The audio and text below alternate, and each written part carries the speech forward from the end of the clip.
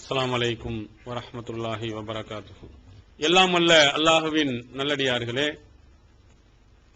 எல்லாம் வல்ல அல்லாஹுவின் பேரருளால் 1400 ஆண்டுகளுக்கு முன்பாக அன்றைய அரபுலகத்தில் அந்த மக்களை சீர்திருத்தி செம்மைப்படுத்துவதற்காக நபிகள் பெருமானார் ஸல்லல்லாஹு அலைஹி வஸல்லம் அவர்களை அல்லாஹு தஆலா இறுதி தூதுவராக அனுப்பி வைத்தான். அவர்கள் அந்த உலகத்திற்கு வருகை தருகின்ற போது அந்த மக்களினுடைய வாழ்க்கை முறை எப்படி இருந்தது, அவர்கள் தங்களுடைய வணக்க வழிபாடுகளை எப்படி அமைத்திருந்தார்கள், அவருடைய சொல் செயல்கள் எப்படி அமைந்திருந்தன என்பதை வரலாற்று ஆசிரியர்கள் நமக்கு எடுத்துரைக்கும் போது அவர்கள் மனித தோற்றத்தில் இருந்த மிருகங்களை போன்று இருந்தார்கள் என்று குறிப்பிடுகிறார்கள். ஒரு சுருக்கமாக சொல்ல போனால், ஒரு மிருக வாழ்க்கை, ஒரு பகுத்தறி உள்ளவன் எப்படி நடக்க வேண்டுமோ அப்படி நடப்பவர்களாக அவர்கள் இருந்ததில்லை. தோற்றம்தான் மனிதன் தோற்றமாக இருந்ததை தவிர அவர்களிடத்தில் இருந்த பண்பாடுகள், பழக்க வழக்கங்கள் இவை அனைத்தும் மனித நேயத்திற்கு, மனிதனுடைய அந்த செயல்பாடுகளுக்கு எதிராக அமைந்திருந்தது என்று குறிப்பிடுகிறார்கள். அதனால்தான் உலகத்தை தோன்றிய பெரிய தலைவர்களில் மிகப்பெரிய மாற்றங்களை ஏற்படுத்திய 100 தலைவர்களை பட்டியல் போடும்போது, எங்கே அமெரிக்காவில் வாழ்ந்த அமெரிக்காவினுடைய ஒரு பேராசிரியர் அந்த பட்டியல் போட்டு அதிலே முதலிடத்தை யாருக்கு கொடுக்கிறார்னு சொன்னா நபிகள் பெருமானார் ஸல்லல்லாஹு அலைஹி வஸல்லம் அவர்களுக்கு தான் கொடுக்கிறார். அவர் ஒரு முஸ்லிம் கூட கிடையாது. இந்த உலகத்திலே ஒரு தலைவராக வந்து அந்த மக்களை சீர்திருத்தி அதிலே ஒரு புரட்சியை கண்டவர்கள் அல்லாஹ்வின் தூதர் அவர்களுக்கு ஏன் முதலிடம் கொடுக்கிறார்னா, நாமெல்லாம் என்ன செய்ய முடியாது, கற்பனை கூட செய்து பார்த்திட முடியாத அளவிற்கு ஒரு மோசமான சூழ்நிலையில் அன்றைய காலத்தில் இருந்த மக்கள் இருந்தார்கள்.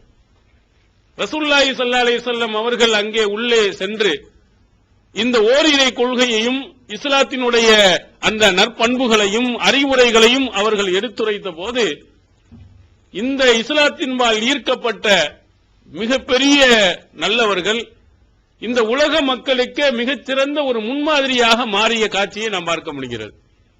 ஒரு காலத்தில் இவர்களெல்லாம் மனிதர்களா என்று கேட்கும் நிலை மாறி, இவர்கள் மனிதர்களில் புனிதர்களாக, மனிதர்களில் இவர்களை போன்று வாழ வேண்டும் என்று சொல்லும் அளவிற்கு அல்லாஹ்வின் தூதர் அவர்களிடத்தில் அழகான பாடங்களை பயின்ற ஒரு அற்புதமான தோழர்களாக ரசூலுல்லாஹி ஸல்லல்லாஹு அலைஹி வஸல்லம் அவர்களினுடைய அன்பு தோழர்கள் மாறி இருக்கிறார்கள்.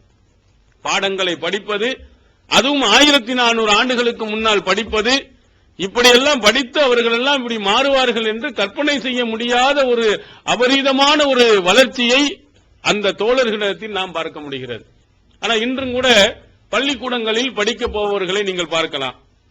ஆனா அங்க இவ்வளவுதான் நாம் நன்றாக சொல்லிக் கொடுத்தாலும் படித்துக் கொடுத்தாலும் அதை ஒழுங்காக கவனிக்காதவர்களாக, அதை கேலி செய்பவர்களாக, கிண்டல் செய்பவர்களாக, அந்த பாடத்திலேயே மிகவும் தேராத நிலையில் போகக்கூடியவர்களை நிறைய பேரை பார்க்கலாம். நகைச்சுவையாக ஒரு கருத்தை சொல்வார்கள். ஆசிரியர் என்ன செஞ்சிருக்கிறார், பாடம் நடத்தி கொண்டிருக்கிறார். அதுல கேட்டிருக்காரு, தமிழ்ல உயிரெழுத்து எத்தனை, மெய் எழுத்து எத்தனை அப்படின்னு கேட்ட உடனே திரு அவன் ஒழுங்கா படிக்கல. படிக்காத ஆளு என்ன செஞ்சிருக்கிறான், சரி ஒரு குத்து மதிப்பு அடிச்சு விடுவோம், உயிரெழுத்து 50, மெய் எழுத்து 50, மொத்தம் 100 சார் அப்படின்னு இருக்கான். மூதே படிக்கவாடா வந்த அப்படின்னு சொல்லி திட்டிட்டு அடுத்ததாக கேட்டிருக்காரு, எழுவாய் என்றால் என்ன, பயனிலை என்றால் என்ன தெரியுமா சொல்லணும். எழுவாயாக தெரியலையான்னு சிரிச்சிருக்கான். அந்த வாத்தியார், எழுவாய் உன்னால் எந்த பயனிலையும் இல்ல, அங்க ஒரு சின்ன பையன் இருக்கான்டா, அவன்கிட்ட போய் படிச்சுட்டு வாடா, மெய்யெழுத்து என்னடா என்ன, உயிரெழுத்து எத்தனை அங்க போயிருக்கான்.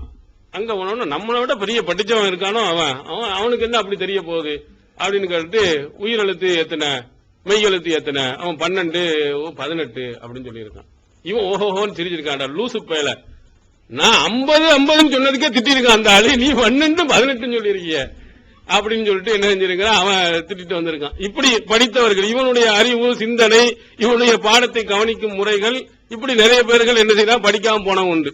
அங்க எழுத படிக்க தெரியாத அந்த கூட்டத்தில் இருந்த நபித்தோழர்கள் ரசூல் ஸல்லல்லாஹு அலைஹி வஸல்லம் அவர்களுடைய ஒவ்வொரு விஷயத்தை அங்குலம் அங்குலமாக கவனித்து அதை பின்பற்றி அதுல மிகச்சிறந்த மனிதர்களாக அவர்கள் மாறியிருக்கிறாங்க. குர்ஆன் ஒரு அழகான ஒரு வசனம், சூரத்துல் பக்கராவினுடைய 137வது வசனத்தில் அல்லாஹ் சொல்கிறான், ஃபஇன் ஆமனு பிமிஸ்லி மா ஆமன்து பிஹி ஃபக்கத் இஹ்ததவ். அவர்கள், அதாவது இஸ்லாத்தை ஏற்காத அந்த மக்கள் சொல்றாங்க, இவர்கள் உங்களை போன்று ஈமான் கொண்டிருப்பார்களானால். யாரை போன்று? நபி தோழர்கள் தான் அந்த காலத்தில் இருந்தார்கள். உங்களை போன்று ஈமான் கொண்டிருந்தால் அவர்கள் நேர்வழி பெற்று இருப்பார்கள். உங்களுடைய நம்பிக்கையை பற்றி அல்லாஹ் பேசும்போது ரொம்ப மோசமாக இருந்த அந்த மக்கள்ல அவர்கள் நபித்தோழர்களாக மாறி அவர்களிடத்திலே பாடம் படித்தவர்களை பற்றி பேசும்போது உங்களை மாதிரி நீங்கள் எப்படி நம்பிக்கை கொண்டீர்களோ அந்த மாதிரி நம்பிக்கை அவர்களிடத்தில் வந்திருக்குமானால் அவர்கள் நேர்வழி பெற்றிருப்பார்கள். அவங்க நேர்வழி பெறுவதற்கு உங்களை மாதிரி இருக்கணும். இன்னொரு இடத்தில் கூட அல்லாஹ் சொல்கிறான், சூரத்துல் பக்கராவினுடைய 13வது வசனத்துல, வைதா கீல லஹும் ஆமினு கமா ஆமனன் நாஸ், மனிதர்கள் ஈமான் கொண்டதை போன்று நீங்களும் ஈமான் கொள்ளுங்கள் என்று சொல்லப்பட்டால், ஆலு அவர்கள் சொல்கிறார்கள், அந்நுமினு கமா ஆமன சுஃபஹா, இந்த முட்டாள்கள் ஈமான் கொண்டதை போன்று நாங்கள் ஈமான் கொள்ள வேண்டுமா? அலா இன்னஹும் ஹுமுஸ் சுஃபஹா வலாக்கின் லா யஅலமூன், அறிந்து கொள்ளுங்கள், இவர்கள் தான் முட்டார்கள், மூடர்கள், ஆனால் அதை அவர்கள் அறிய மாட்டார்கள் என்று அல்லாஹ் தஆலா சொல்கிறார்.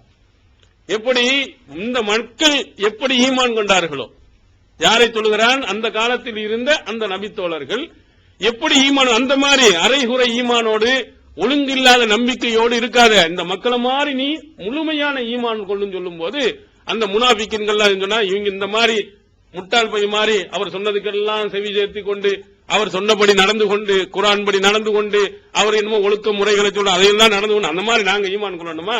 இவங்க எல்லாம் முட்டாள் பை, விவரம் இல்லாதவர்கள் என்று சொல்லும் போது அல்லாஹ் என்ன சொல்கிறான்? இப்படி கேட்பவர்கள் தான் விவரமற்றவர்கள், அறிவில்லாதவர்கள், அவங்க ஒழுங்காக ஈமான் கொண்டிருக்கிறார்கள் என்று அல்லாஹ் தஆலா அவர்களை ரொம்ப புகழ்ந்து சொல்லுகிறார். ஈமான் கொள்வதற்கு முன்மாதிரியாக நம்மளும் ஈமான் கொண்டு இருக்கிறோம், நம்மளும் இறை நம்பிக்கையோடு இருக்கிறோம் சொல்றோம், அல்லாஹ் மீது நம்பிக்கை கொண்டவர்களாக இருக்கிறோம். அப்போ நாம் எப்படி ஈமான் கொண்டிருக்கிறோம், அந்த நபித்தோழர்கள் எப்படி ஈமான் கொண்டிருக்கிறாங்க, அந்த ஈமானுடைய வலிமை, அவர்கள்ட்ட இருந்த அந்த நம்பிக்கை எந்த அளவுக்கு இருந்திருக்கிறது, நம்முடைய வலிமை எவ்வளவு இருந்திருக்கிறது, இதை நீங்கள் என்ன செய்ய வேண்டும்? கொஞ்சம் ஒப்பிட்டு பார்க்க வேண்டும். இந்த ஈமானுக்காக அல்லாஹ்விற்காக நாம் தியாகம் செய்வதில் நம்முடைய உயிரை கொடுப்பதற்கு நாம் முன்வருவோமா? உயிரை கொடுப்பதற்கு தயாராக நாம் இருப்போமா? இந்த உயிர் போகும் என்ற ஒரு சூழ்நிலை இருக்குமானால் நம்ம இந்த தௌஹீதில் இருப்போமா? எத்தனை இடங்கள்ல அடிதடி உதை என்று வந்துவிட்டால் பாதி பேர் காண போயிடுறாங்க.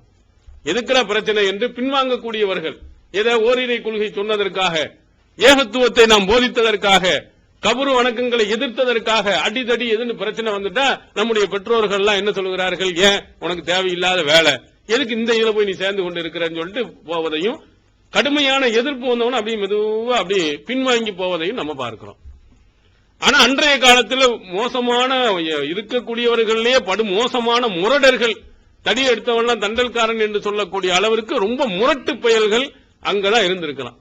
அந்த முரடர்களுக்கு மத்தியில் வாழ்ந்த அவர்களை பற்றி அல்லாஹ் தஆலா சொல்கிறான். இந்த இவர்களுக்கும் அந்த ஈமான் கொண்டவர்களுக்கும் உள்ள நிலையை எல்லாம் பேசுகிறான். சூரத்துல் அஹ்ஸாபினுடைய 22, 23வது வசனத்தில் சொல்கிறார், வலம்மா ரஅல் முஃமினூனல் அஹ்ஸாப், அந்த மூமின்கள், இந்த நபி தோழர்கள் அங்கு வாழ்ந்தாங்களா, அவர்கள் கூட்டுப்படையை பார்த்தபோது, அஹ்ஸாப் என்று சொன்னால் ஹந்தக் போர்க்களத்தை சொல்வார்கள். அந்த போர்க்களம் யாருன்னா முஸ்ரிக்கீன்கள், யூதர்கள், இவங்கள் எல்லாம் ஒரு கூட்டு, நேரடி தாக்குதல் இல்ல, இணை வைப்பவர்கள் போய் யூதர்களோடு சேர்ந்து கொண்டு ஒரு மொத்தமா தாக்க வந்தான். அப்படி ஒட்டுமொத்தமா ஒரு தனியா தாக்கும் போதே முரடர்கள் தாக்கி இருக்கிறான், ரொம்ப மோசமானவர்கள். இப்போ ஒரு கூட்டமா சேர்ந்து கொண்டு நம்மளை தாக்க வருகிறான் என்று சொன்னால் எப்படி கைகாலெல்லாம் நடுங்கி போய் பயந்து போய் என்ன ஆகுமோ ஏதாகுமோ என்று ஒளிந்து போனார்களா? அது அல்லாஹ் சொல்கிறான். இந்த கூட்டுப்படையை பார்த்தபோது காலு ஹாதா மா வாதனல்லாஹு வரசூலா, அல்லாஹ்வும் அவனுடைய தூதரும் இதைத்தான் வாக்களித்தார்கள். இஸ்லாத்துக்கு வரும் பொழுதே அதான் ஈமான ரசூல் ஸல்லல்லாஹு அலைஹி வஸல்லம் அங்க உள்ளே இஸ்லாத்திற்கும் மற்ற மதங்களுக்கும் உள்ள ஒரு முக்கியமான ஒரு அடிப்படையான வேறுபாடு இதுதான். மற்ற மதங்களில் நீங்கள் பார்த்து வந்தா எனக்கு அந்த வேலையை கொடுக்கிறேன், அந்த தொழிலை வாங்கி தர்றேன், அதுல உனக்கு இந்த கிடைக்கும் அப்படின்னு மாற்று மதத்துல இருக்கக்கூடிய சில இடங்கள்ல வேலை வாய்ப்பும் பணமும் கொடுத்து உன்னை சொகுசா வைத்திருப்போம் வாக்குறுதி கொடுத்து அழைக்கிறாங்க. ஆனா இஸ்லாத்துல மட்டும்தான் என்ன சொல்லப்படுகிறதுனா, இங்கே வந்தால் உனக்கு அடி உதை கிடைக்கும்னு சொல்லித்தான் கூப்பிடுகிறது. நீ பெரிய செல்வந்தனா போயிடலாம், கோடி கோடியா உனக்கு கொட்டி கிடைக்கும், உனக்கு எந்த பிரச்சனையும் வராது அப்படின்னு சொல்றதே இல்ல. சொன்னா அது தவறு. நீ இங்க வந்திரானால் உனக்கு கஷ்டம் சிரமங்கள் தான் இருக்கும். மறுமையில் தான் உனக்கு கோடான கோடி அளவிற்கு இன்பங்கள் உனக்கு உண்டு. இங்க கிடையாது என்று இஸ்லாம் சொல்லுகிறது. ரசூலுல்லாஹி ஸல்லல்லாஹு அலைஹி வஸல்லம் அவர்கள் அப்படித்தான் என்ன செஞ்சிருக்கிறாங்க, சொல்லி இருக்கிறாங்க. அதைத்தான் அவர்கள் சொல்லுகிறார்கள், ஹாதா மா வாதனல்லாஹு வ ரசூலுஹு, இதுதான் அல்லாஹ்வும் அவருடைய தூதரும் எங்களுக்கு வாக்களித்தது. எந்த படையை பார்த்த உடனே அடிக்க வருவான், கொல்ல வருவான், இதைத்தான் அல்லாஹ்வும் உடைய தூதரும் சொன்னாங்க. அதை நாங்கள் எதிர்த்து நிற்கிறோம்.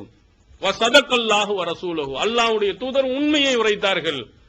நீ வரும்பொழுது ஹஸிபன்னாஸ யுத்ரகு யகூல ஆமன்னா வஹும் லா யுஃப்தனூன், மனிதர்கள் ஈமான் கொண்டு விட்டோம் என்று சொன்னால் அவர்கள் சோதிக்கப்படாமல் விட்டுவிட வேண்டும் என்று ஆசைப்படுகிறார்களா? முடியாது. இதுக்கு முன்னால் எல்லாரும் கஷ்டப்பட்டு இருக்கிறாங்க. நீ ஈமான் கொண்டுட்டேன்னு சொன்ன உடனே உனக்கு எல்லா நன்மையும் கிடைக்கின்ற அர்த்தம் அல்ல. உனக்கு கஷ்டங்கள் சிரமங்கள் கண்டிப்பா வரும். இப்படித்தான் குர்ஆன் சொல்லுகிறது. அதை சொன்னதை கேட்டனாலதான் அந்த மிகப்பெரிய படைகளை பார்க்கும் பொழுது அவர்கள் சொல்லுகிறார்கள், அல்லாஹ்வும் அவனுடைய தூதரும் எதை வாக்களித்தார்களோ அதை நாங்க பார்க்கிறோம். அவங்க சொன்னது முழுக்க முழுக்க உண்மைதான். உடனே இதை பார்த்துவிட்டு ஒமா ஜாதகும் இல்லா ஈமானும் வ தஸ்லீமா, இந்த கூட்டம் கடுமையான எதிர்ப்புகள் இந்த ஈமானுக்கு எதிராக வருகின்ற நேரத்தில் அவர்களுடைய ஈமான் இன்னும் அதிகரித்தது, கட்டுப்படும் தன்மையும் கூடியது என்று அல்லாஹ் சொல்கிறார். ஆளை பார்த்து ரொம்ப சண்டை பிரச்சனை அப்படின்னு சொன்னோம்னா இவ தேவையாயா, இவ தேவையில்லாம நாளை உள்ள சண்டை எழுத்து விட்டுட்டு இப்ப நம்மள மாட்டி விட்டு இருக்கிறான், எதுக்கு நமக்கு தேவையா அப்படின்னு நம்ம பேசக்கூடியவர்கள் நிறைய இடங்கள்ல பார்க்கிறோம். இந்த தௌஹீதுக்காக பிரச்சனை வந்து விட்டால் அதை சமாளித்து அதை எதிர்த்து அதுல உறுதியாக இருக்காமல் எதுக்கு தேவையில்லாத சண்டை எழுத்து பிரச்சனையை உருவாக்கி இதெல்லாம் நமக்கு தேவையா என்று சொல்லி ஓடி ஒதுங்கக்கூடியவர்கள் பார்க்கிறோம். ஆனா அல்லாஹ்வினுடைய தூதரிடத்தில் பாடம் பயின்ற அந்த தோழர்கள் வரும்போது சொன்னாங்க, இது ஈமானை இன்னும் எங்களுக்கு வலிமைப்படுத்தும், இன்னும் கட்டுப்படும் தன்மை அதிகமாக்கியது. இது கண்டிப்பா இந்த சண்டை பிரச்சனைகள் எல்லாம் சந்திக்க தான் செய்வோம், அதை நாங்கள் கண்டிப்பா எதிர்பார்த்து தான் இருக்கிறோம். அடுத்தது அல்லாஹ் சொல்றான், மினல் முஃமினீன ரிஜாலுன் ஸதகு மா ஆஹதுல்லாஹ் அலைஹி, மனிதர்கள் அவர்கள் சிலர் இருக்கிறாங்க அல்லாஹ்ட்ட கொடுத்த உடன்படிக்கையில கரெக்டா சரியாக நடந்தவர்கள். வமின்ஹும் மன் கலா நஹ்பஹு, அவர்களில் லட்சியத்தை நிறைவேற்றியவர்கள், போர்க்களத்தில் தன்னுடைய உயிரையும் கொடுத்தவர்கள் உண்டு. வமின்ஹும் மன் தலிர் வமா பத்தலு தப்தீலா. இப்போது புத்தம் புது வடிவில் பல சிறப்பம்சங்களுடன் onlinepj.com மற்றும் tntj.net இணையதளங்கள். இன்னும் சிலர்கள் எதிர்பார்த்துக் கொண்டிருக்கிறாங்க, என் உயிரை கொடுப்பதற்கும் நான் தயாரா இருக்கிறேன். அவங்க கொடுத்த வாக்குறுதிகளில் கொஞ்சம் கூட அவர்கள் மீறவில்லை. ஓரிரை கொள்கையில இறுதி வரையில இருப்பேன் அப்படின்னு சொன்னாங்க, மாறல. உயிரை கொடுப்பதற்கு தயாராக இருந்தான். உலகத்திலேயே மனிதன் ரொம்ப ரொம்ப ஆசைப்பட்டு ரொம்ப மதிப்பக்கூடிய உயிர் தாங்க, வேற எதுக்குமே எதை வேணாலும் விட்டு கொடுத்துருவான், உயிரை மட்டும் தான் கொடுக்க மாட்டான். ஒரு நகைச்சுவையாக ஒரு கதை சொல்வார்கள். அப்படியே ஒருவர் விறகு சுமந்துகிட்டே போயிட்டு இருக்காரு. போயிட்டு இருக்கும் போது பயங்கரமான கஷ்டம், முள்ளு இதுல கொண்டு, என்னடா இது, எனக்கு ஒரு சாவு வராதா, செத்தாலும் நான் நிம்மதியா இருப்பேனே அப்படின்னு சொல்லி விறகு கட்டையை போட்டு கொஞ்ச நேரம் உட்கார்ந்து இருந்தார். திடீர்னு மலக்குள் மௌத்து நின்ட்டாரு. என்னப்பா என்னைய கூப்பிட்டிய அப்படின்னு சொல்லிட்டு, ஆஹா மலக்குள் மௌத்து உயிரெடுக்க வந்துட்டான் இருந்தாலும், இல்ல நீ சொன்னியா, இல்ல நான் அதையா சொன்னேன், தூக்கி விடுறதுக்கு ஆள் இல்லைன்னு நினைச்சுக்கிட்டு நான் கூப்பிட்டேன், நீ கொஞ்சம் தலை தூக்கிச்சிட்டு சொல்லிட்டு ஒட்டான ஓட்டம் ஓடி போயிட்டான்னு சொல்லுவான். உயிரை இப்போ எதுக்கு வேண்டாலும் என்ன செய்வான், ஓகே 100 ரூபாய் இல்லது 200 ரூபாய் இல்லது, ஒரு காலகட்டத்தில் எவ்வளவு சொந்த செல்வத்தை அத்தனையும் கூட கொடுத்துருவான். ஆனால் எதை கொடுக்க மாட்டான், உயிரை கொடுப்பதற்கு தான் கடைசி நிலை. ஆனால் இந்த தோழர்களை பற்றி அல்லாஹ் சொல்லும் போது அவர்கள்ட்ட இருந்த சொத்து சுகங்கள் எல்லாம் பறிக்கப்பட்டு உதைக்கப்பட்டு ஒன்னும் இல்லாமல் போய் கடைசியில் தங்களுடைய உயிர்களையும் நாங்கள் கொடுக்க தயார், கொடுத்தவர்களும் உண்டு, கொடுக்க தயாராக இருக்கக்கூடியவர்களும் உண்டு. கொள்கையில் அது தடம் புரளாமல் உறுதியாக இருந்தவர்களாக அல்லாஹ் அங்கே சொல்லுகிறார். அப்ப நம்முடைய ஒவ்வொரு காரியத்தையும் நம்ம தௌஹீதுக்கு வந்து விட்டோமானால் இந்த தௌஹீதுக்கு எதிராக மிக பயங்கரமான பிரச்சனைகள் சண்டைகள் எல்லாம் வரும், அத்தனையும் தாங்கி எதிர்நீச்சல் போட்டு அதிலே நாம் தௌஹீதிலே வெற்றி கண்டு சொர்க்கத்துக்கு போக வேண்டுமே தவிர பிரச்சனைகளை கண்டு தவழ்ந்து விடக்கூடாது. இது நபித்தோழர்களிடத்திலே நாம் பாட வேண்டிய மிக முக்கியமான ஒரு படிப்பினை. அதே மாதிரி கொண்ட ஈமான்ல கொஞ்சம் கூட சொந்தம் பந்தம் உறவினர்கள் இதெல்லாம் விட்டு கொடுக்க மாட்டோம். அது இந்த நம்முடைய தோழர்கள் வட்டாரத்தில் நீங்க பாத்தீங்கன்னா தௌஹீத ரொம்ப வெளியில இருக்கும்போது ரொம்ப அதிகமா பேசுவார்கள், ரொம்ப அதிகமாக சொல்லுவார்கள். ஆனா குடும்பத்தில இருந்து வந்துட்டா அல்லது தனக்குன்னு வந்துட்டா திடீர்னு காணா போயிடுறாங்க. இங்க தௌஹீத பேசிட்டு இருக்கவங்க கல்யாணம்னு வச்சுக்கிறங்க, திருமணம். இந்த திருமணத்தை இங்க வந்து தௌஹீதுல ரொம்ப வேகமா இருக்கிறவங்க ஊர்ல வந்தவங்க திருமணம் அம்மா அப்பாட்ட போய் சொல்லி பாப்பாரு, கடுமையா எதிர்ப்பு வந்துருச்சியா உடனே மெதுவா நம்ம தௌஹீத் வட்டாரத்துல கொஞ்ச நேரம் தொடர்பை குறைச்சிட்டு கடைசியில மாலையை போட்டு என்ன விருந்து கொடுத்து அப்புறம் வரதட்சணை வாங்கி எல்லாமே காண போயிருது. என்ன பெற்றோர்கள்ட்ட வரக்கூடிய அந்த எதிர்ப்பின் காரணத்தினால் அவங்க இதை காணிக்கிறான். அதே மாதிரி சொந்த பந்தங்கள் என்று சொன்னா ரொம்ப நெருங்கிய சொந்தமாயிருச்சு, என்ன செய்யறது அப்படின்னு வரதட்சணை திருமண வீட்டுக்கு உள்ள போயிட்டு வந்துடும். ஆனா இவர்கள் எப்படி இருந்திருக்கிறாங்க நபி தோழர்களோட நீங்க ஒப்பிட்டு பாருங்க. அதுல உமர் பின் கத்தாப் ரலியல்லாஹு அவர்கள்ட்ட இருந்த மன வலிமையை பாருங்க. ஆரம்ப காலத்தில் இருக்கும்போது கடுமையான எதிர்ப்பு எதுக்கு, இஸ்லாத்துக்கு வந்த உடனே அப்படியே தலைகீழ் இணை வைப்புக்கு மிக கடுமையான எதிர்ப்பு. இந்த உங்களுடைய குடும்பத்தை நீங்க எடுத்து பார்த்தீர்களே, ஆனால் அவங்களுடைய உம்மா இருக்கிறாங்க ஹந்தமா. இவங்க யாருன்னு சொன்னா அபூ ஜஹிலுடைய தந்தையுடன் கூட பிறந்தவன் மகள் தான் ஹந்தமா. அவங்களுடைய மகன் தான் உமர்.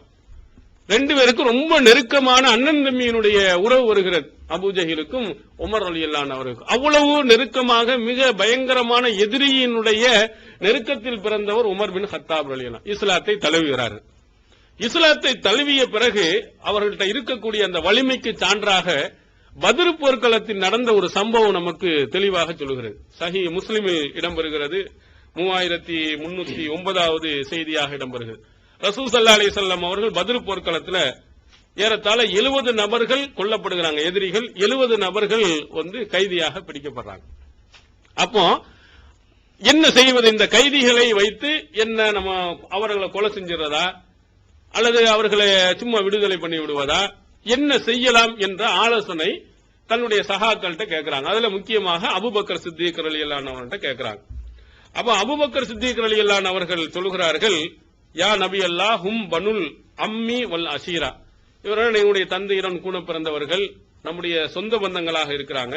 அரா அன் தாகுத மின்ஹும் ஃபிதியத்தன், அவங்கள்ட்ட இருந்து ஒரு நஷ்ட ஈடை நம்ம வாங்கிட்டோம்னா தக்குனுலனா குவத்தன் அல் குஃபார், காவிரிகளை எதிரியா நம்ம எதிர்ப்பதற்கு இது ஒரு வலிமையாக இருக்கும்.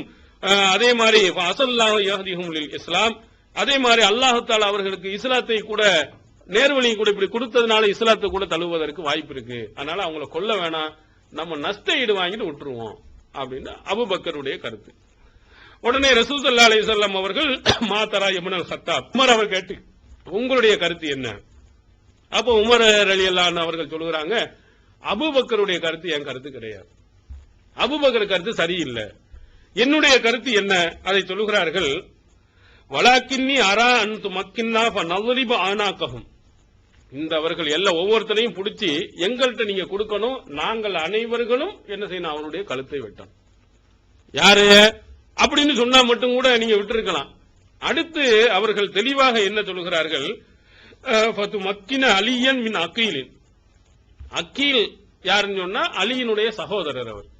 இந்த அக்கீல் வந்து கைதி, அப்படி பின்னாடி அவர் இஸ்லாத்துக்கு வர்றாரு. அக்கீல கொண்டு வந்து அலி கைட்ட கொடுங்க, அவர் எல்லரிபு உனுக்கஹு, அவர் என்ன செய்யணும், தன்னுடைய சகோதரன் கழுத்தை வெட்டணும். அதே மாதிரி இன்னொரு ஆள் இருக்காரு, இந்த ஆள நசீபன் உமர், உமருக்கு எனக்கு இந்த ஆள் இருக்கான் என் சொந்தக்காரன், அவனை பிடிச்சி என் கையில கொடுங்க, எல்லரிபு உனுக்கஹு, அவருடைய கழுத்தை நான் வெட்டுறேன். இவங்க யாருன்னா இன்னஹாவுலாயி ஐமத்துல் குஃப்ரி வ சனாதிதுஹா, இவன் குஃப்ருலயே பெரும் இது வேறாக திகழ்ந்தவர்கள், இவன் தான் ஷிர்க்குக்கெல்லாம் தலைவனா.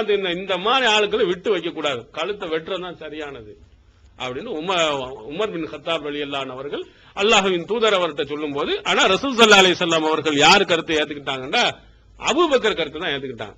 ஆனா அல்லாஹ் தஆலா வந்து உமருடைய கருத்துக்கு சாதமா குர்ஆன் வசனத்தை இறக்கணும். இந்த நஷ்ட ஈடு வாங்குவது என்று அப்போ அந்த ஆரம்ப காலத்தில் இருந்தது இல்லை. ரசூல் ஸல்லல்லாஹு அலைஹி வஸல்லம் உடைய காலத்தில் இந்த வசனம், அதுக்கு பிறகுதான் நஷ்ட ஈடு அவன்கிட்ட ஏதாவது பணத்தை வாங்கி விட்டு விடலாம் என்ற சட்டம் பிறகுதான் வருது. அதுக்கு முன்னாடியே கண்டிப்பா இந்த மாதிரி ஆளுகளை கொள்ளதான் செய்யணும், இதான் சட்டம் இருந்தாலும் ரசூல் ஸல்லல்லாஹு அலைஹி வஸல்லம் இப்படி செய்யும் பொழுது அல்லாஹ் அதை கண்டித்து வசனத்தை இறக்கலாம். இந்த ஈமானுடைய உறுதியை நீங்கள் கொஞ்சம் எண்ணி பார்க்கணும். உமர் ரலியல்லாஹு அன்ஹு அவர்கள் இந்த ஏகத்துவ கொள்கையில் பிடிப்பு வந்துட்டுன்னு சொன்னா அது சொந்தம் பந்தம்லாம் 2ஆம் பட்சம் தான் நமக்கு, அதுக்கு அடுத்துதான் மற்றவர்கள் எல்லாம் வைக்கணும். அல்லாஹ்வின் தூதரா இந்த சொந்த பந்தமா அப்படிதான் பார்க்கணும். நம்ம எப்படி பார்க்கிறோம், ஏன் சொந்தமா உங்க சொந்தமா அப்படின்னு மாதிரி பார்த்து ஏன் சொந்தத்துக்கு முக்கியத்துவம் கொடுத்துட்டு போயிடும். அப்ப கொடுக்கலாம். நீங்க ஏன் சொந்தமா உங்க சொந்தமானா உங்க சொந்தத்துக்கு தான் நீங்க கொடுக்கணும். அது மார்க்கப்படி குற்றம் இல்ல. இங்கே களத்தில் நிற்பது யாரு, யாருக்கு ஓட்டு போட போறோம்? களத்துல யார் நிக்கிறா? அல்லாஹ்வின் தூதர் இந்த பக்கம் நிக்கிறாங்க, நம்ம சொந்த பந்தம் இன்னொரு இடத்துல நிக்கிறான். நம்ம என்ன, எனக்கு ரொம்ப நெருக்கமான ஆட்கள் யாருக்கு ஓட்ட போட்டுறோம்? நம்ம சொந்த பந்தங்க ஓட்ட போட்டு ரசூலுல்லாஹ்வுக்கு ஓட்டு போடாம தரோம். உமர் ரலியல்லாஹு அவர்கள் எப்படி பார்க்கறாங்க? அல்லாஹ்வுடைய மார்க்கத்துக்கு தான் முதலிடமே தவிர சொந்த பந்தம் எல்லாம் எனக்கு இரண்டாம் பட்சம் தான். படைத்த இறைவனுடைய கட்டளைக்குத்தான் நான் முதலிடம் கொடுப்பேனே தவிர அதற்கு அடுத்துதான் மற்றவர்களை நான் எண்ணி பார்ப்பேன் என்ற உமர் பின் கத்தாப் ரலியல்லாஹு அவர்களுடைய மன உறுதி, ஈமானிய வலிமை நம்ம ஒவ்வொருவர்களிடத்திலையும் என்ன செய்யணும், வர வேண்டும். நம்ம சொந்தமா இருக்கட்டும், நெருக்கமானவராகட்டும், யாரா இருக்கட்டும், இது மார்க்கத்தின் கடமைகள் மீறப்படுமா? இஸ்லாத்தினுடைய முக்கியமான சருத்துக்கள் அதுல மீறப்படுகிறதா அப்படின்னா இஸ்லாத்துக்கு தான் நான் முதலிடம் கொடுப்பேனே தவிர சொந்த பந்தங்கள்லாம் இரண்டாம் பட்சம் தான். இப்படி ஒரு நிலையை நாம் என்ன செய்யணும், எடுக்க வேண்டும். அதே மாதிரி இன்னொரு நபி தோழர் சாத் பின் அபி வக்காஸ் ரலியல்லாஹு அவர்கள், இந்த சாத் பின் அபி வக்காஸ் ரலியல்லாஹு அவர்கள் ஒரு சிறந்த தோழர். ஆரம்ப காலத்தில் இஸ்லாத்தை தழுவியர்ல இவர்களும் ஒன்று. இவருடைய பேர் சாத் பின் மாலிக் பின் உஹைப் என்று இவருடைய பேர், முழு பெயர். இந்த சாத் பின் அபி வக்காஸ் ரலியல்லாஹு அவர்கள் ஆரம்ப காலத்தில் இஸ்லாத்தை தழுவி அல்லாஹ்வின் தூதருடைய நிறைய போர்க்களங்கள்ல கலந்து கொண்டவர். அதுல போலங்க ரசூல் ஸல்லல்லாஹு அலைஹி வஸல்லம் அவர்கள் சொல்லுவாங்க, யா அல்லாஹ் இவருக்கு இஸ்தஜிப் லி சாத் இதா தஆக்க, உன்னிடத்திலே துஆ செய்தார் என்று சொன்னால் அந்த துஆவுக்கு நீ என்ன செய்ய, உடனே ஏற்றுக்கொள், அதை நிறைவேற்றுவை என்று சொன்னார். அதனால இவருக்கு வரலாற்று ஆசிரியர்கள் முஸ்தஜாபுத் தாவா, துஆ கேட்டா இவர் துஆ கேட்டா அல்லாஹ் ஏத்துக்குருவான் அப்படின்னு சொல்லப்பட்டவர் சொல்லுவாங்க சாத் பின் அபி வக்காஸ் ரலியல்லாஹு அவர்கள். இவர்கள் 10 நபி தோழர்கள், சொர்க்கத்திற்குரியவர்கள் என்று சொல்லப்பட்ட 10 நபி தோழர்கள்ல இந்த சாத் பின் அபி வக்காஸ் ரலியல்லாஹு அவர்களும் ஒருவர். உமர் ரலியல்லாஹு அவர்கள் இறக்கின்ற நேரத்தில் 6 நபி தோழர்கள், அந்த 6 நபி தோழர்கள் ஆலோசனை பண்ணி அடுத்த தலைவரை தேர்ந்தெடுக்கலாம் என்று சொன்னவர்கள் சாத் பின் அபி வக்காஸ் ரலியல்லாஹு அவர்களும் ஒருவராக திகழ்ந்திருக்கிறாங்க. அவ்வளவு சிறந்த இந்த நபி தோழர் வாழ்க்கையில எப்படி பிரச்சனை ஏற்படுகிறது?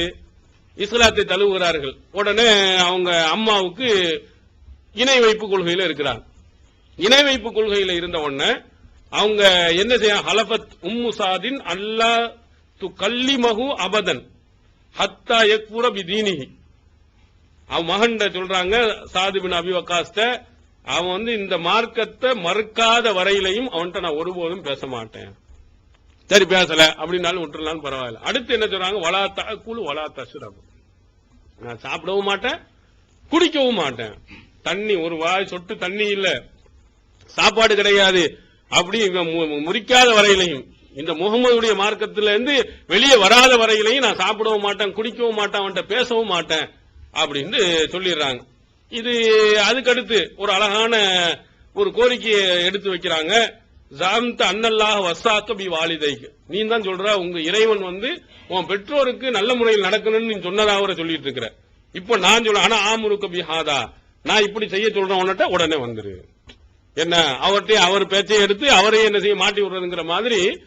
அவ யாரு, சாத் பின் அபி வக்காஸ் மக்கள்கிட்ட எல்லாம் பிரச்சாரம் பண்றாங்க. அல்லாஹ் சொல்லுகிறான், பெற்றோர்களை நல்ல முறையில நம்ம நடந்துக்கணும், பெற்றோர்களிடத்தை நல்ல முறையில இருந்து கொள்ளணும் அப்படின்ற எல்லாமும் அல்லாஹத்தாலா சொன்ன செய்திகளை பரவலா சொல்லும் போது, நீ தானே சொன்ன பெற்றோர்களுக்கு நல்ல மாதிரி நடக்கணும்னு சொன்னான்ல, நான் கட்டளையிடுறேன் இந்த மார்க்கத்தை நீ போவாத அப்படின்னு சொன்னாங்க. சொன்ன உடனே நம்ம பெற்றோர்களும் இப்படி சொல்றது உண்டு, கல்யாணம் முடிக்கலன்னா நீ இந்த மாதிரி என்ன உயிரோடு நீ பார்க்க முடியாது, நான் செத்து தொலைஞ்சிருவேன். அதெல்லாம் சும்மா ஒரு பேச்சு. இங்க எப்போ உள்ள பெற்றோர்கள் யாருமே என்ன சாவறதும் கிடையாது, போறதும் கிடையாது. அப்படி அவனை கொஞ்சம் கீழே இறக்கி கொண்டு வர்றதுக்காக வேண்டி நான் சாப்பிட மாட்டேன், மூஞ்ச திருப்பி வச்சுக்கிறேன், அப்படி செய்யறது இப்படி செய்யறது ஏதாவது செய்வாங்க. இந்த பெண்மணி அப்படியாண்டா அப்படி இல்லை, உண்மையிலேயே சாப்பிடாமல் 3 நாள் சாப்பிடாம இருந்து ருசிய அலைஹா மினல் ஜஹதி, பசியினால ரொம்ப கஷ்டத்தினால அப்படி மயக்கப்பட்டு விழுந்துட்டாங்க. அவங்க அம்மா சாப்பிடவும் இல்லை குடிக்கவும் இல்லை. இவரும் என்ன செய்ய மாட்டார், மறுக்கவும் மாட்டேன் கேட்கவும் மாட்டேன்ட்டார். நான் உண்மையாக உறுதியாக இந்த கொள்கையில் தான் இருப்பேன்னு சொல்லி கடைசி வரையிலே அவர் இருந்தாலும் அம்மாவும் நான் சாப்பிட மாட்டேன், அதே வைராக்கியம்.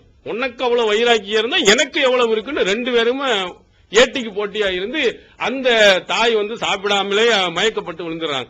அவருடைய இன்னொரு மகன் உமாரா என்று சொல்லக்கூடியவர் தான் சாப்பாடு தண்ணி எண்ணெய் எல்லாம் கொடுத்த போது ஜாலத் அது அலா சாத வந்து சபிக்கிறாங்க, நாசமா போவடா, என் பேச்ச நீ கேட்கலையே போகலையே அப்படின்னு எத்தனை பெற்றோர்கள் திட்டத்தானே செய்யறாங்க, அதே மாதிரி திட்டுகிறார்கள். அப்பதான் அல்லாஹ் தஆலா குர்ஆன் வஸைனல் இன்சான பிவாலிதை ஹுஸ்னன் இன் ஜாஹதாக அலான் துஸ்ரிக பி மா லைஸ பிஹி இல்ம்.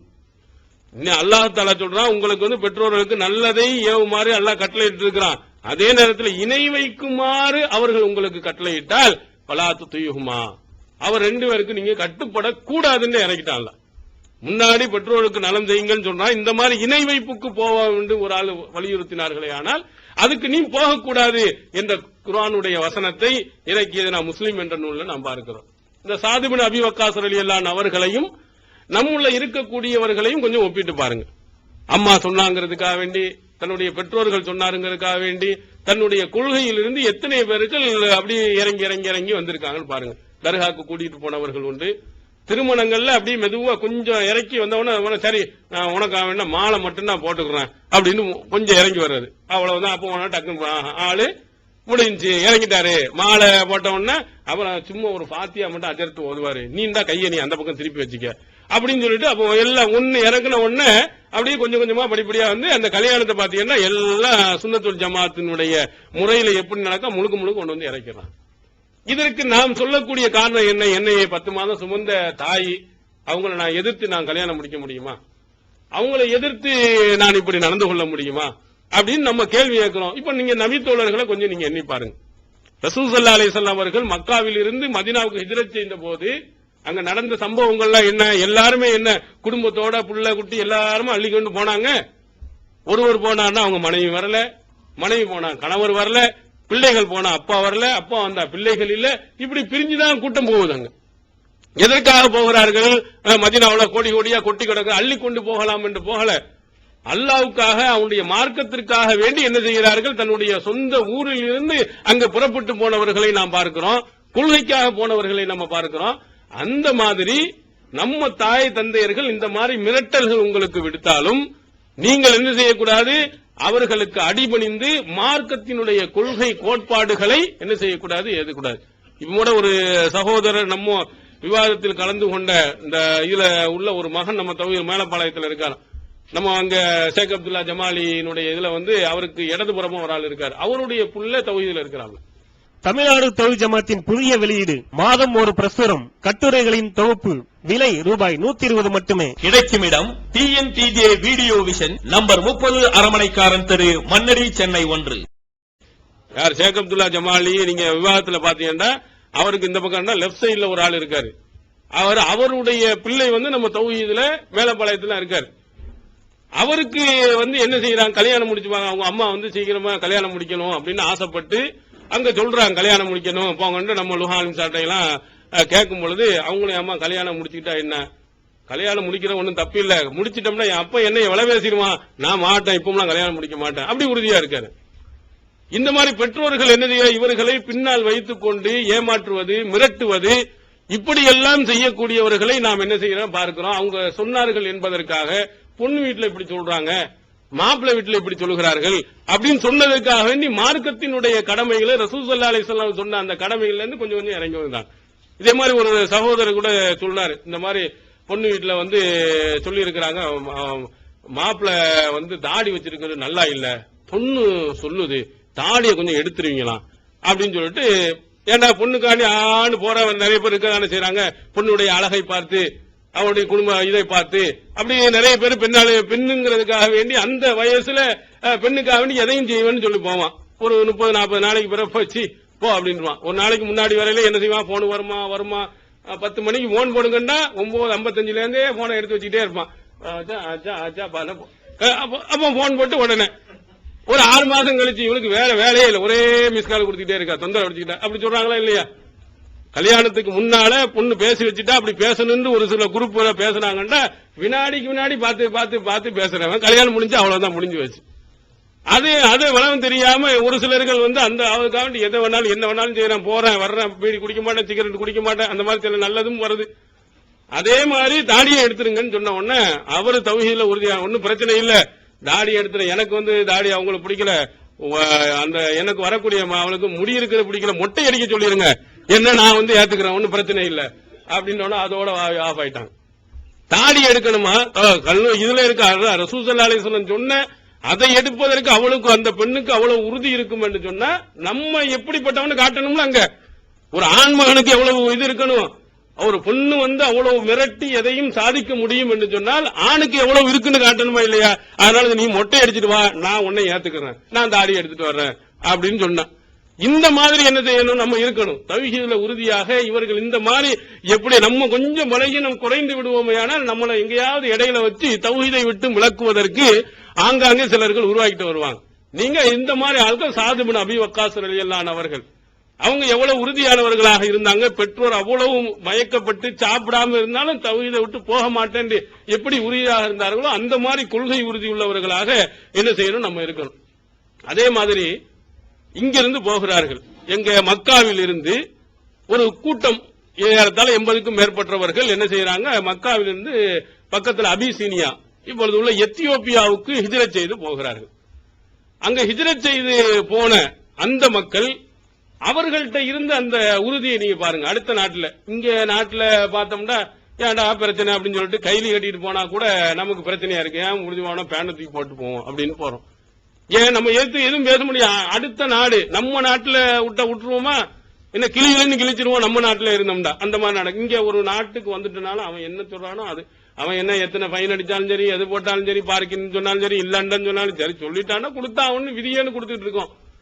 ஆனா நம்ம சொந்த நாடாக இருந்தோமே ஆனால் அதுக்கு நடக்கிறது வேற. இவங்க என்ன செய்கிறார்கள், அங்க போகிறார்கள். எங்க அபிசீனியாவுக்கு போகக்கூடியவர்கள் ஜாஃபர் இப்னு அபி தாலிப் உட்பட பல நபி தோழர்கள் அங்கே போகிறார்கள். அங்க போகும்போது அவர்கள் சொன்ன அந்த அழகான உபதேசங்கள் நமக்கு ரொம்ப அவசியமான முக்கியமானவையா இருக்கு. அங்க போய் அவரும் கூப்பிடுகிறார். யாரு, நஜ்ஜாசி மன்னர் என்ன செய்கிறார்னா, நீங்க இங்க வந்துருங்க. நீங்க என்னமோ நஜ்ஜாசி மன்னரும் அழைக்கிறாரு. எதுக்காண்டி அழைக்கிறாருன்னா, இவங்க என்ன செய்யறாங்க, நம்ம முஷ்ரிக்கீன்கள் நிறைய அன்பளிப்பு எல்லாத்தையும் கொடுத்து விட்டு இந்த குரூப் அங்க வந்திருக்கிறாங்க, அங்க குழப்பத்தை உண்டு பண்ணதுக்காண்டி வந்துட்டு இருக்கிறாங்க, ஏன் பிரச்சனைகளை உருவாக்குறதுக்கு வந்திருக்காங்க, அவங்க எல்லாம் கொஞ்சம் நீங்க அங்கிருந்து தள்ளி விட்டுறணும், அவங்க நீங்க வச்சுக்கிற கூடாது அப்படிங்கறத அன்பளிப்பு எல்லாம் கொடுத்து நஜ்ஜாசி மன்னர்கிட்ட முஷ்ரிக்கீன்கள் ஒரு குரூப் அங்க அம்ர் இப்னு ஆஸ் ரலியல்லாஹு அன்ஹு அவரு பின்னாடி இஸ்லாத்துல வராங்க. அவங்க தலைமையில 2 பேரும் போறாங்க. உடனே தான் எங்க இருக்கிறாங்கன்னு கூப்பிட விடுறாங்க. கூப்பிட விடும் பொழுதுதான் ஜாஃபர் இப்னு அபி தாலிப் ரலியல்லாஹு அன்ஹு அவர்கள் அழகான ஒரு உரையை சொல்லுறாங்க. குன்னா கௌமன் அஹ்லு ஜாஹிலியத்தின், நாங்க அறியாத ஒரு கூட்டத்தினர்களாக நாங்க இருந்தோம். நாபுதுல் அஸ்னாம வ நாக்குலுல் மைத்தத்தை, நாங்கள் சிலைகளை வணங்கிக் கொண்டிருந்தோம், இறந்தவைகளை சாப்பிட்டுக் கொண்டிருந்தோம். வ நாத்தில் ஃபவாஹிஷ, ரொம்ப அருவருக்கத்தக்க காரியங்களை செய்து கொண்டிருந்தோம். வ நக்தவுல் அர்ஹாம, சொந்த பந்தங்கள் உறவுகளை துண்டித்துக் கொண்டிருந்தோம். வ நுஸீஉல் ஜிவார, பக்கத்து வீட்டுக்காரங்க தொந்தரவு கொடுத்துக் கொண்டிருந்தோம். யகுலுல் கவியும் மின்னா லைஃப, எங்கள வலிமை வாய்ந்தவன் பலகீனமானவன் சுரண்டி கொண்டு இருந்தான். வ குன்னா அலா தாலிக், இவ்வாறு நாங்கள் இருந்த போது ஹத்தா பாசல்லாஹு இலைனா ரசூலன், எங்கள்கிட்ட அல்லாஹ் ஒரு தூதுவரை அனுப்பினான். நாரிஃபு நசபஹு வ சிதுக்கஹு வ அமானத்தஹு வ அஃபாஃபஹு, நாங்கள் அவர்களுடைய வம்சாவளியையும் அவருடைய உண்மை தன்மையும் அமானிதத்தையும் அதே போன்று அவருடைய ஒழுக்கத்தையும் நாங்கள் அறிவோம். அவர்கள் அல்லாஹ்வின்பால் எங்களை அழைத்து ஓரிரை கொள்கையிலே இருக்க வேண்டும் என்றும், நாங்கள் முன்னோர்கள் மூதாதையர்கள் எல்லாம் வணங்கிக் கொண்டிருந்தவை விட்டு நீங்க வேண்டும் என்றும், அதே போன்று இந்த சிலை வணக்க வழிபாடு நிகழ வேண்டும் என்றும் எங்களை கட்டளையிட்டு, வாமர்னா பிஸ்திதிக்கில் ஹதீசி, உண்மையான வார்த்தையை நீங்க பேசணும். அதாயில் அமானாத்தி, அமானிதங்களை நிறைவேற்ற வேண்டும்.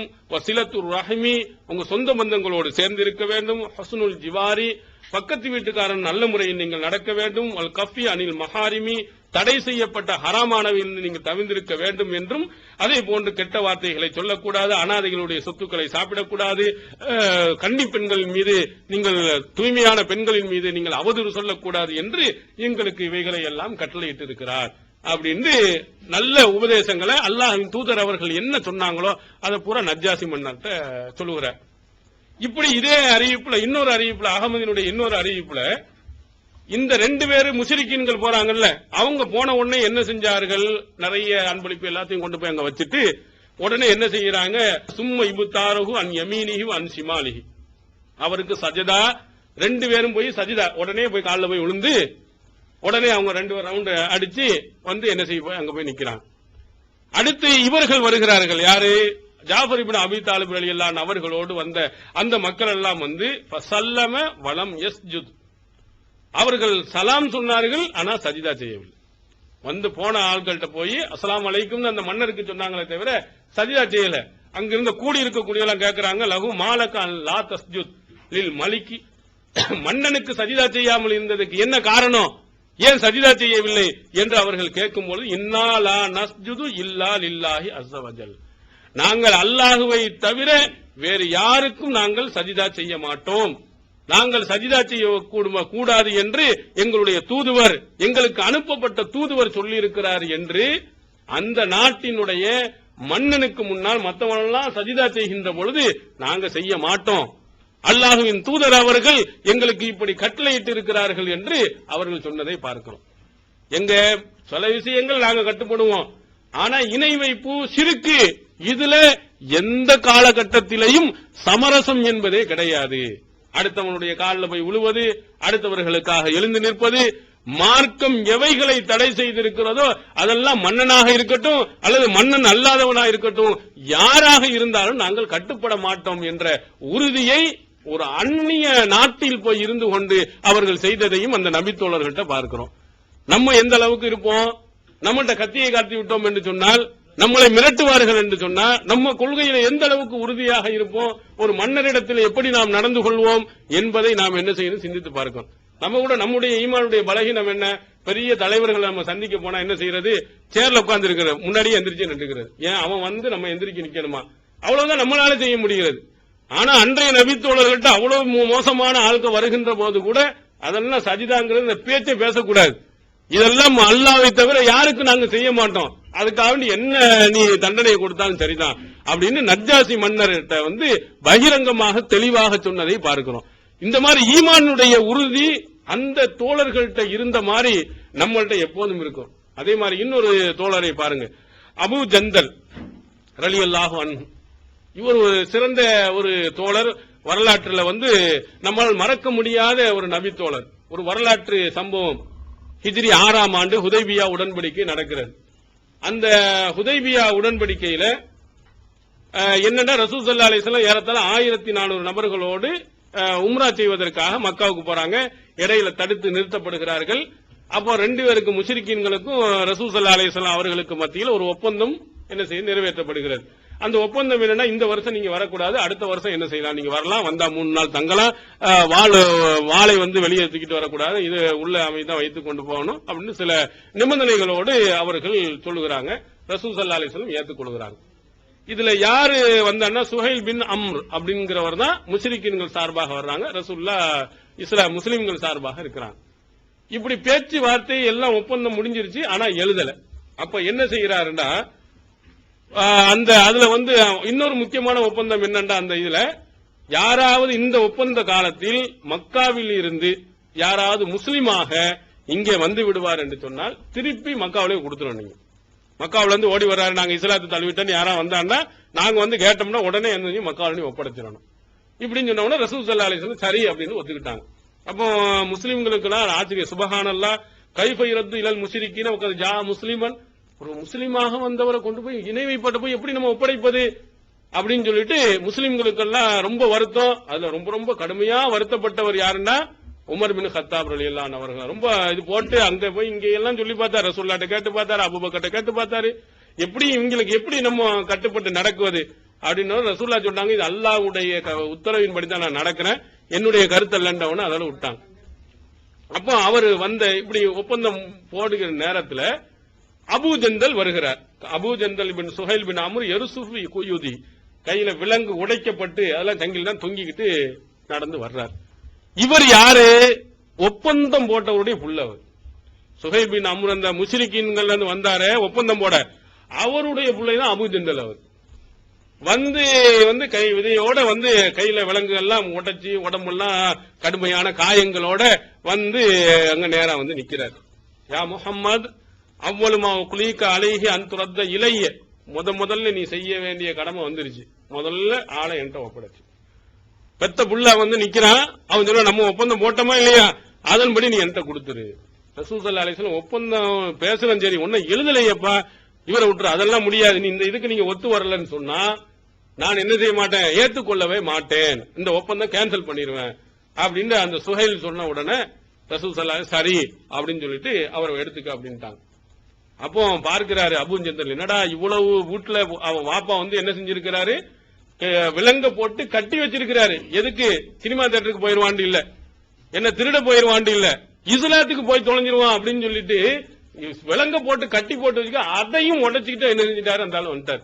வந்து முஸ்லிம்களை எல்லாம் பார்த்து அவர் கேட்கிறாரு, ஐ மஷரல் முஸ்லிமீன், முஸ்லிம் கூட்டத்தினர்களே, அர்து இலல் முஷ்ரிகீன், என்னைய போய் முஷ்ரிகீன்கிட்ட போய் நீங்க சேர்க்க போறீங்க, பக்கத்து ஜீத்து முஸ்லிமன், நான் முஸ்லிமா அல்லாஹ்வை கட்டுப்பட்டவன நான் வந்திருக்கிறேன், என்ன கொண்டு போய் அங்க போய் நீங்க கொடுக்க போறீங்களா? அலா தரவுன மா கது லக்கீத்து, நான் பட்ட துன்பங்கள் எல்லாம் உங்களுக்கு தெரியுதா இல்லையா? என்னை பார்த்தாலே உங்களுக்கு விளங்கவில்லையா? காண கது உத்திப அதாபன் சதீதன், மிக கடுமையான முறையில் அவர் வேதனை செய்யப்பட்டிருந்தார். அவ்வளவு வேதனை எல்லாம் அதுல என்னென்ன தெரியுதா, உங்க உடம்புக்கு தெரியுது. அதை பார்த்துட்டு அவர் சொல்லுகிறார், நான் பட்ட கஷ்டங்கள் எல்லாம் உங்களுக்கு தெரிஞ்சுக்கிட்டு நீங்க எங்களை போய் அவன்கிட்ட போய் ஒப்படைக்க போறீங்களான்னு அவர் அழாத குறையாக முஸ்லிம்கிட்ட கேட்கிறாரு. அவங்க வந்து என்ன ரசூல் ஸல்லல்லாஹு அலைஹி வஸல்லம் சொன்ன பிறகு நம்ம என்ன செய்ய முடியும், எல்லாரும் அமைதி, ஒப்படைச்சாச்சு. திருக்குரான் தமிழாக்கம் பி ஜெய்னுல் ஆபிதீன், அனைவருக்கும் புரியும் எளிய நடை, தேவைப்படும் வசனங்களுக்கு தெளிவான விளக்கங்கள், கலை சொற்களின் விளக்கங்கள், திருக்குரான் எவ்வாறு அருளப்பட்டது, எவ்வாறு தொகுக்கப்பட்டது என்பது குறித்து முழுமையான விளக்கம், நபிகள் நாயகம் ஸல்லல்லாஹு அலைஹி வஸல்லம் காலம் முதல் இன்று வரை குர்ஆன் பாதுகாக்கப்பட்ட வரலாறு, திருக்குரான் இறைவனின் வார்த்தைகள் என்பதற்கான அடுக்கடுக்கான ஆதாரங்கள், முந்தைய பதிப்புகளை விட மெருகூட்டப்பட்ட செய்திகள், கூடுதலான பக்கங்கள், அழகிய வடிவமைப்பு, உயர்தரமான பைண்டிங், விலை ரூபாய் 300 மட்டுமே. வெளியீடு மூன் பப்ளிகேஷன், நம்பர் 83/3, முதல் மாடி, மூர்தரு, மண்ணடி, சென்னை 1. போன் 65690810. அவர் கொண்டுட்டு போயிட்டாரு. அங்க போய் வீட்டுல வந்து இந்த மாதிரி ஆட்களை கட்டி போட முடியுமா? ஒன்னும் நடக்காது. உடனே அவர் அங்க இருந்து தப்பிச்சுட்டாரு. அவர் பாப்பாட்ட இருந்தாலும் சரி, அங்கேயும் போக முடியல, எங்க போக முடியல, மதீனாவுக்கும் போக முடியல, இந்த முஸ்லிக்கீன்களோடையும் சேர்ந்து வாழ முடியாது அப்படின்னு ரெண்டுக்கு நடுவுல ஒரு கடல் பகுதியில் போய் உட்கார்ந்துகிட்டார். அடுத்ததா அதே மாதிரி மக்காவில் வந்து அபூ பசீர் என்று சொல்லக்கூடிய இன்னொரு தோழர், அவரு என்ன செய்யறாரு, இஸ்லாத்துக்காக வேகமா ஓடி மதீனாவுக்கு வந்துடுறாரு. வந்த உடனே பின்னாடி 2 பேரை அனுப்பி வச்சுட்டாங்க. இந்த அபூ பசீர் இந்த ஒரு ஆள் வந்துட்டாரு இஸ்லாத்துக்காண்டி, திருப்பிட்டாங்க. ஒப்பந்தம் அதான். ரசூல் ஸல்லல்லாஹு அலைஹி வஸல்லம் சரி ஒப்பந்தப்படி கொடுங்கன்னு கொடுத்துட்டாங்க. கொடுத்துட்டு போன உடனே அவன் கூட்டிகிட்டே போறாங்க. அபூ பசீர் பாத்துக்கிட்டே இருக்கு. அவர் கொஞ்சம் விவரமான ஆள். இவங்க என்ன, இவங்களை எப்படி கவுத்தலாம் பார்த்தா ஆள் வந்து இந்த உற்சாக மடையன் அப்படின்னு சொல்லுவாங்க. கொஞ்சம் அவளுக்கு ஜோசி ஏற்றி விட்டா என்ன செய்யலாம், எந்த வேலையும் நம்ம சாதிச்சலாம். நீ இல்லன்ட்டா நடக்குமா அப்படின்னாலும் அப்படின்னு சொல்லிட்டு போய் வேலை செய்வான். இல்லன்னா ஒரு வேலையும் செய்ய மாட்டான். சில ஆட்களுக்கு வந்து ஜோஸ் பண்ண, நீ இருந்த நேரத்தில் இவ்வளவு நடந்துச்சு, அதை செஞ்சு அப்படி கிளப்பி விட்டு வேலையை வாங்குறது. இந்த மாதிரி இந்த உற்சாக மடையர்கள்ல இவங்க கூட்டிட்டு போனாலும் ஒருத்தர் இருந்திருக்கான். அப்ப அவர் சொல்ல, இன்னி அரா சைப்பக ஹாதா யா ஃபுலான் ஜய்யிதா, வாழை பார்த்தா அப்படியே பளபளபளன்னு இருக்குது, அற்புதமான வாழா இருக்குதான்னு அபூ பசீர் சொல்லியிருக்காரு. இவன் வந்து என்ன செஞ்சிருக்கிறான், அந்த சூதுவாத தெரியாத அந்த ஆள், ஆமா இது எத்தனை வரையெல்லாம் பார்த்திருக்கா, அதை கொஞ்சம் அந்த வாழை கொஞ்சம் குடுவை நான் பாத்துறேன் அப்படின்ற உடனே வாங்கினால சதக்குன்னு ஒரே ஏத்து. அப்போ அவன் பக்கத்துல இருந்தவன் பார்த்தா விட்டான் ஓட்டத்தை, திம்னு ஓடி ரசூல் ஸல்லல்லாஹு அலைஹி வஸல்லம், என்னுடைய தோழரை கொண்டுட்டான், என்னைய கொல்ல வர்றான், இன்னி மக்தூல், நான் கொல்லப்பட போறேன், பாருங்க அபூ பசீர் பின்னாடியே ஓடி வர்றாரு, உடனே விட மாட்டேன். வந்த உடனே ரசூல் ஸல்லல்லாஹு அலைஹி வஸல்லம் அங்க இருக்காங்க. அப்ப ரசூலுல்லாஹ் பார்த்து, அல்லாஹ்வின் தூதர் அவர்களே, நீங்க செஞ்சதை கரெக்டா செஞ்சிட்டீங்க, நீங்க என்ன செஞ்சீங்க, திருப்பி ஒப்படைக்கணும், நீங்க ஒப்படைச்சிட்டீங்க, அல்லாஹ் என்னைய வந்து காப்பாத்திட்டான், இவனை ஒண்ணு விட மாட்டான் அப்படின்ற உடனே, ஆஹா இவன் வந்து நாளைக்கு வர சண்டையை இன்னைக்கு இழுத்து விட்டுருவான் போல இருக்கு இந்த ஆளு அப்படின்னு சொல்லி, மிஸ்ஸார ஹர்பின், போர்த்தியை மூட்டக்கூடியவனா இருக்கிறீங்க அப்படி, ஆஹா ரசூலுல்லாஹ் பேச்சு ஒரு மாதிரியாவுல வருது அப்படின்னு இவர் கிளம்பிட்டார். கிளம்பி எங்க போய் சேர்ந்து நிக்கிறாங்க, அந்த முன்னாடி இருந்தார் அபூ ஜந்தல், அவரும் இவரும் போய் சேர்ந்து அங்க போய் சேர்ந்துடுறாங்க. 2 பேரும் ஒன்னாக இருந்து கொண்டு, வெளியிலிருந்து யாராவது வந்தாங்கண்டா, எங்க இருந்து அந்த இஸ்லாத்து தலைவி, அங்க இருந்து யாருமே அந்த ஈமானுடைய இது உள்ளுக்குள்ள போச்சுன்னா ஒருத்தன் இருக்க மாட்டான் இணை வைப்புல. அங்கிருந்து ஒவ்வொருத்தரும் அவர் லா யஹ்ருஜு மின் குரைஷின் ரஜுலுன் கத் அஸ்லம இல்லா லஹிக பி அபி பசீர், யார் இஸ்லாத்துக்கு குறைஷில இருந்து உடனே அபூ பசீரை போய் சந்திக்கிறாங்க. இஜ்தாமாத்து மின்ஹு இசாபத்துன், அதுல ஒரு பெரும் கூட்டமே கூடிருச்சு. அங்க இருந்து வர ஏன்னா மதீனாவுக்கும் போனாலும் வெட்டி விட்டுறாங்கன்னு சொல்லிட்டு நடுவுல ஒரு கூட்டம், ஒரு இளைஞருக்கு பட்டாலும் பெரிய கூட்டம். என்ன செய்யறது, இவங்களுக்கு சரியான படிப்பினவன் எவனாலும் சிரியாவுக்கு போறதா இருந்தா மக்காவுல இருந்து அந்த பகுதி தான், எவன் குறைசி உள்ளதுன்னு எவன் வந்தாலும் உடனே தாக்குறது, எல்லா பொருள்களையும் அபகரிக்கிறது. ஐயோ பார்த்தா இருக்கிறதுக்கே வேட்டு வச்சிருவாங்க போல இருக்க அப்படின்னு ரசூல் ஸல்லல்லாஹு அலைஹி வஸல்லம் அவங்க சொல்லி விட்டு சொன்னார்கள், வமன் அத்தாஹு ஃபஹுவ ஆமின். யார் உம்மட்ட வர்றாரா நீ அங்கேயே வச்சுக்கப்பா, அவர் ஈமான் நின்றுட்டே இருக்கணும், இங்கேயெல்லாம் நீ அனுப்பி வைக்க வேணாம் அப்படின்னு சொன்ன உடன் தான் அந்த ஒப்பந்தத்துல இருந்து அவனை பின்வாங்குகிறான். ஒரு பெரும் கூட்டத்தின இளைஞர் பட்டாளம் என்ன செய்கிறதுன்னு சொன்னா, அங்க இருந்து கொண்டு இணை வைப்பனுக்கு எதிராக நடந்து அது ஒரு பெருங்கூட்டத்தை உருவாக்கியது. இவங்கள்ட்ட இருந்த அந்த மன உறுதியை நீங்கள் எடுத்து பாருங்க. போயிட்டு என்னையா அங்கேயும் வந்து சேர்க்க மாட்டேங்கிற, அப்ப என்ன செய்வோம், நம்ம சுன்னத்துல் ஜமாத்துல நம்ம சேர்க்கலன்றவனா என்ன, சில ஆளுக்கு என்ன செய்யணும் அப்படி போயிடறான், நம்மள்ட்ட வர்றது நம்ம ஏதாவது தப்பு செஞ்சோம் ஏதாவது செஞ்சுட்டு விட்டுட்டோம் சொன்னா அடுத்த சுன்னத்துல் ஜமாத்துல போய் சேர்ந்துக்கிறாரு. இங்க இல்லையா அடுத்த கட்சிக்கு போயிடுறது. அடுத்து ஒவ்வொரு அதுக்குன்னு ஒரு குரூப் இருக்கு. ஒரு இது நடக்கிற ஒரு ஜமாத்துல ஒரு தலைவர், செயலாளர், பொருளாளர் தேர்ந்தெடுக்கிறாங்க. இவர் ஒழுங்கா நடக்கல அப்படிங்கிறதுக்கு இன்னொரு தலைவர் தேர்ந்தெடுக்கான்னா நம்மள தலைவரா தேர்ந்தெடுக்கலையே, வேலை செய்யறது கிடையாது. டக்குன்னு என்ன செய்யறது, அடுத்து எங்க தலைவர் போஸ்ட் காலியா இருக்குது, பக்கத்துல எங்கயா இருக்கான்னா அதுக்கு போய் அங்க போய் தலைவரா சேர்த்துக்கிறது. இங்க அதுக்கு அடுத்து இன்னொரு தலைவரா போய் என்னடா இது, இந்த கொள்கைக்கு நம்ம கொள்கைக்கு நேர் எதிரானதுல அதெல்லாம் அவங்களுக்கு ஒண்ணும் கிடையாது. தலைவர் போஸ்ட் கிடைக்குமா, செயலாளர் போஸ்ட் கிடைக்குமா, பொருளாளர் போஸ்ட் கிடைக்குமா, இப்படி ஒவ்வொரு கூட்டம் இப்படி அலையக்கூடிய ஒரு சிலர் இருக்காங்க. எல்லாம் பதவிக்கு ஆசைப்பட்டு ஜமாத்தில் இருப்பது. அது தலைவராக இருந்தாலும் என்ன வேலை செய்யணும், ஒரு தொண்டனா இருந்தாலும் வேலை செய்யணும். இதுதான் தௌஹீத்வாதிகளுடைய உள்ளத்தில் இருக்கணும். நேற்று தலைவரா இருந்தா என்னை சாதாரண ஆகிட்டேன் வேலை செய்ய மாட்டேன்னு சொல்லக்கூடாது, அதை விட கூடுதல் மடங்கு செய்யும். ஏன்னா இவருக்காக இந்த ஊரில் உள்ள மக்களுக்காக செய்யல, அல்லாவுக்காக மறுமையினுடைய வெற்றிக்காக நம்ம என்ன செய்யறோம், இந்த காரியத்தை செய்கிறோம் ஆழமா பதிய வைக்கணும். நமக்கு நான் தலைவனாக இருந்தாலும் சரி, தொண்டனாக இருந்தாலும் சரி, ரொம்ப கீழ்நிலையில் இருந்தாலும் சரி, நற்காரியங்கள் செய்வதில் நான் ஒருபோதும் பின்வாங்க மாட்டேன் என்ற மன உறுதி நமக்கு வரணும். அது இருந்துச்சுன்னு சொன்னா நம்ம எங்கேயும் எந்த இடத்திலையும் நம்ம கொள்கையிலிருந்து என்ன செய்ய மாட்டோம், வழி தவறவே மாட்டோம்.